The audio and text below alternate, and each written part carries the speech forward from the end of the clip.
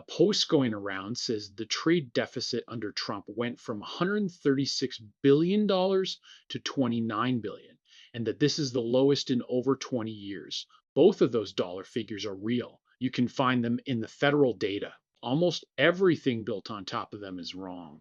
And the number that actually settles it is one that neither the Post nor the fact check I was handed to write this up ever mentions.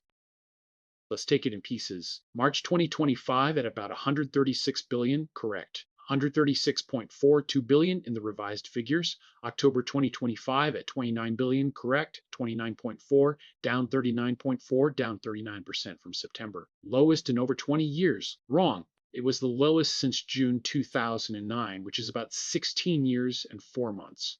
And the fourth claim, that this shows a durable change, is the one the rest of this is about. March 2025 was the largest monthly trade deficit ever recorded, and it was large for a reason that had nothing to do with competitiveness. Importers pulled purchases forward to get ahead of tariffs they expected. In that month alone, imports rose $17.8 billion, while exports rose half a billion. That is not a country losing ground.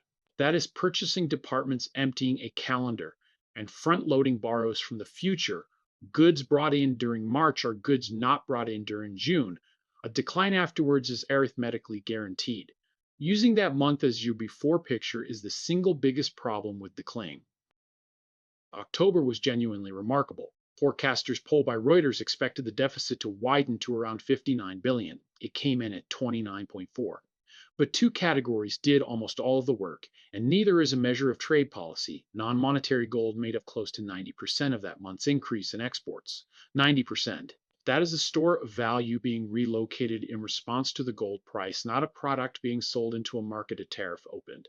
And pharmaceutical imports roughly halved, from about 28 billion in September to about 14 billion in October.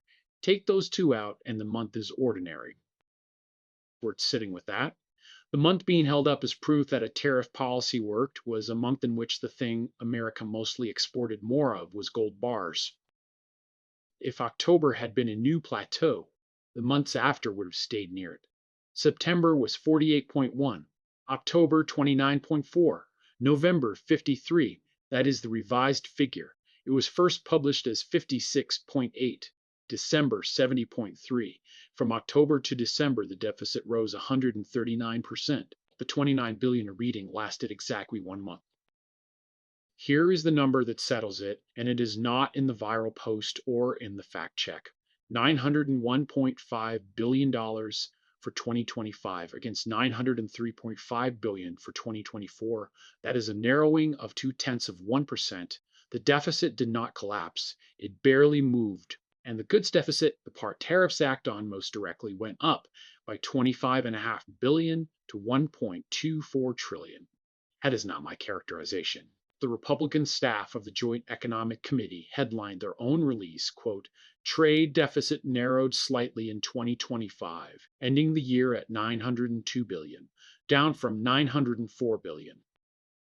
Now, I am not going to do to this claim what the claim does to the data. There is a real figure that supports a version of the argument, and it is missing from the viral post and from the fact check alike. Through June of this year, the deficit is down $189 billion year to date, 33.8% compared with the same period last year. That is BEA's own language. A third off in 6 months is a big number, and it deserves to be said out loud. It also has to be read honestly, because the period it is measured against is the first half of 2025, which contains the record front-running spike. Measuring a decline from an inflated base overstates it, which is exactly the criticism the viral post deserves, pointed the other way. Same error, reversed. Which brings me to the brief I was commissioned from.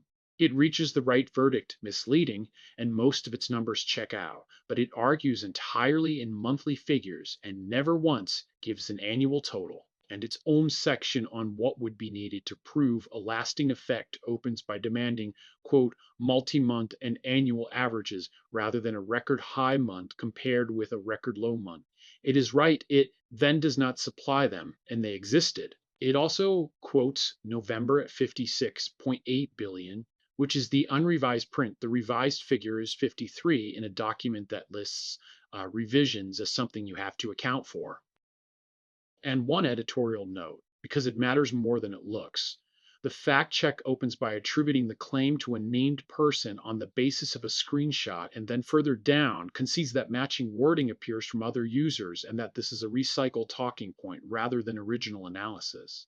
The second observation should govern. Identical wording is circulating on Facebook and elsewhere. A screenshot establishes that an image exists, not that a particular person originated a claim. So this file names nobody as the author of the post, and it does not name anyone as having amplified it either because we could not verify that. The full file is at 2months.keystonegazette.com. It has both months taken apart, the annual figures, the 7 things the fact check missed, and a page on the vintage problem. Because March 2025 has 2 different correct numbers depending on when you looked, and a figure without a vintage is not a citation.